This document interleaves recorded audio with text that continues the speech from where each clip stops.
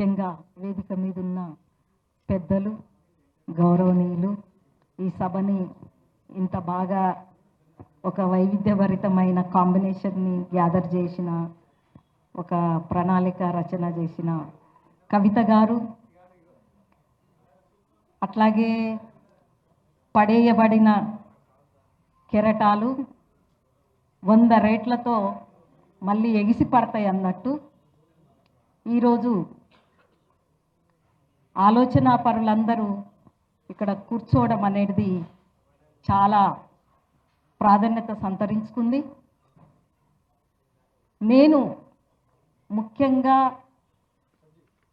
ఫోకస్గా చేయాలనుకున్న విషయం తెలంగాణ తల్లి చేతిలో బతుకమ్మ.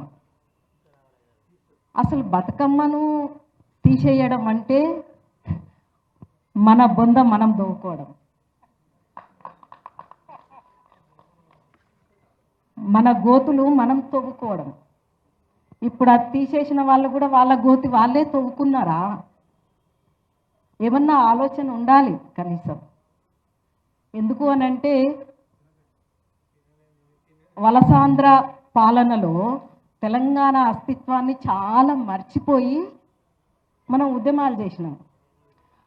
ఆ టైంలో ఏమేమి మర్చిపోయినామని తవ్వుకున్నాం, మన జ్ఞాపకాలన్నీ తవ్వుకున్నాం.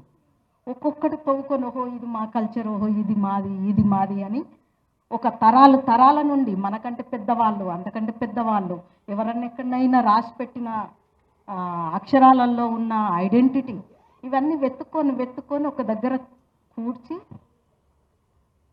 తెలంగాణ తల్లి విగ్రహాన్ని తయారు చేశారు.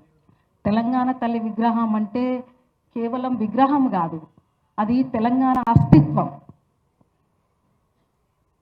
తెలంగాణ అస్తిత్వం, అందులో ఒక డిగ్నిటీ ఉంది. ప్రతి ఒక్కరూ డిగ్నిఫైడ్గా ఉండాలి, దానికోసం ప్రతి ఒక్కరు పని చేయాలి, ప్రతి ఒక్కరూ ఆలోచించాలి అనే ఒక దూరదృష్టి తెలంగాణ తల్లి విగ్రహంలో ఉంది. అంతేగాని అవకాశవాదం కోసం చేసింది కాదు.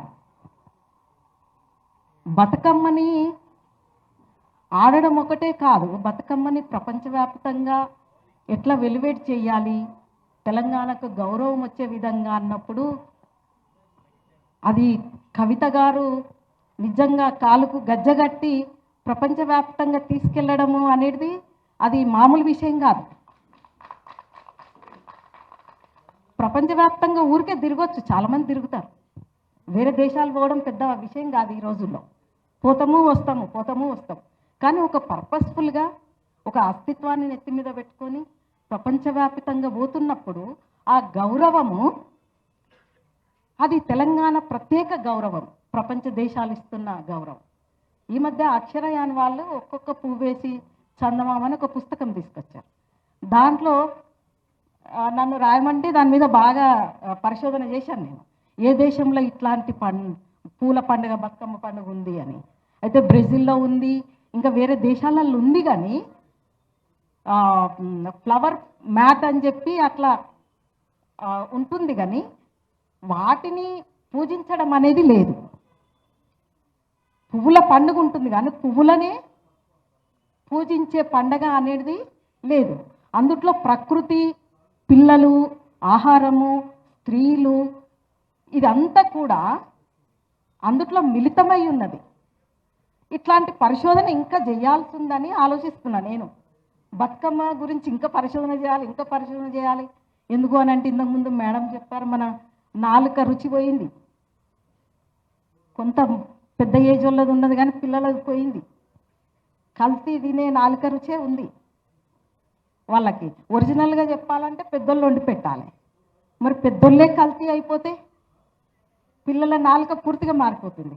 ఇట్లాంటప్పుడు వాళ్ళ రుచి, పాత రుచిని ఎట్లా చేయాలి అని అంటే మళ్ళీ బతుకమ్మ పండుగనే మనకు దిక్కు.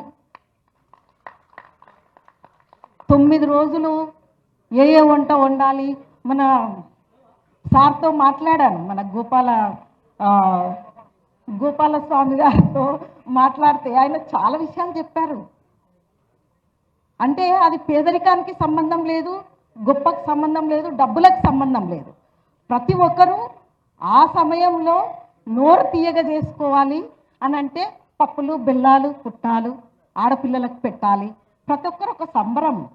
ముఖ్యంగా ఆడపిల్లలు ఒక టీనేజ్, అప్పుడు వాళ్ళకి ఎట్లాంటి పోషకాహారాలు పెట్టాలి అనే పండగ అది. ఆ పోషకాహారాలు లేని మార్కెట్ ఇప్పుడు ఉంది. ఆ మార్కెట్లో ఉండే పిజ్జాలు తినే సంస్కృతి ఉంది. కాబట్టి ఇప్పటి అమ్మాయిలు మాలాంటి వాళ్ళమైతే మేము కరువులో పుట్టి తిండి లేక కొద్దిగా షార్ట్ అయినాం, పెరగలేదు. కానీ ఇప్పటి పిల్లలు అన్నీ ఉండి కూడా పెరగట్లేదు, అన్నీ ఉండి కూడా పెరగట్లేదు.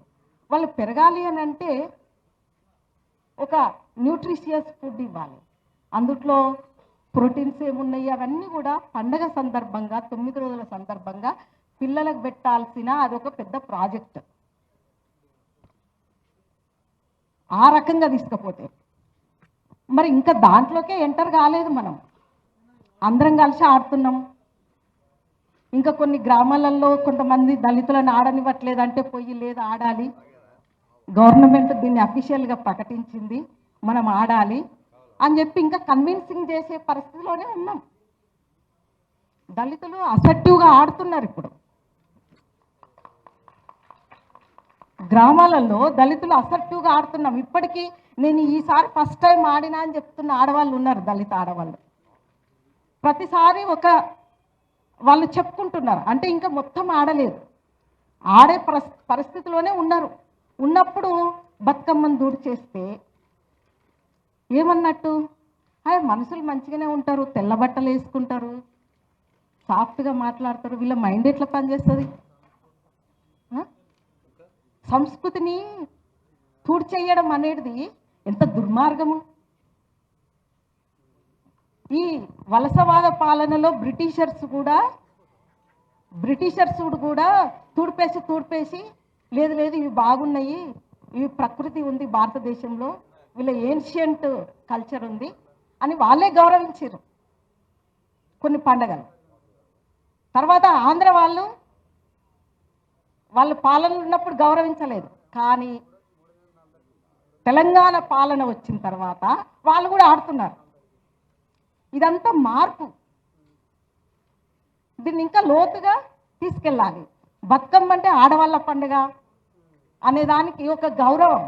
మగవాళ్ళు కూడా కొద్దిగా నిర్లక్ష్యం చేసేవాళ్ళు సాఫ్ట్గా, ఎందుకంటే అందులో పువ్వులు ఉంటాయి, సాఫ్ట్గా కావడం, మగవాళ్ళు ఆడడం, అట్లా జెండర్ బ్యారియర్ కూడా లేకుండా కావడము, కులంకి సంబంధించిన వైరుధ్యం లేకపోవడము, మీడియాలో దాని గురించి మాట్లాడుకునడము, ఇదంతా ఒక కొత్త ఒరవడి వచ్చింది. ఈ ఒరవడిని తీసేసే ధైర్యము ఉన్నది అంటే అది మూర్ఖత్వం తప్ప అది ధైర్యం కూడా కాదు. మూర్ఖత్వం. మూర్ఖులు ఎవరేం చేస్తున్నారో వాళ్ళకే తెలియదు. కాబట్టి దీనికి మీరు ఎంత డిస్ట్రాక్షన్ చేస్తే ప్రజలు అంత కన్స్ట్రక్ట్ చేస్తారు. మీరు విధ్వంసం చేయండి, మేము నిర్మాణం చేస్తాం. ఎందుకంటే ప్రజల్లో పాతుకపోయిన పండగ అది. ఇది చాలా సీరియస్ విషయము. అట్లా తీసే కంకులు అంటే వరి కంకులు, జొన్న కంకులు వేరే పార్టీల చేతులలో కూడా ఉన్నాయి. కానీ బతుకమ్మ అనేది తెలంగాణ అస్తిత్వం. జై తెలంగాణ అంటే జర్ర నినాదమే కాదు, తెలంగాణ తల్లి అంటే విగ్రహమే కాదు, జై తెలంగాణ అంటే తెలంగాణ బతుకు, తెలంగాణ అస్తిత్వం. తెలంగాణ తల్లి అంటే తెలంగాణ అస్తిత్వం. దీనికోసము నిజంగా ఎంతవరకైనా మనం పనిచేయాల్సింది. ఇంకా ఒక విషయం చెప్పాలి. కవిత గారు బయటి దేశాలలో వెళ్ళినప్పుడు అందరు ఆడుతూ ఉంటే మన భారతదేశంలో తెలంగాణ వాళ్ళకి చాలా గౌరవం వచ్చింది. వేరే దేశాల వాళ్ళు కూడా కలిసి ఆడడం. ఇంకా దానికి ఒక పరిశోధనాత్మకమైన గ్రౌండ్ చేసిన తిరునగరి దేవకి మేడం గారు, ఆమె పిహెచ్డి బతుకమ్మ పండుగ మీద, బతుకమ్మ పాటల మీద.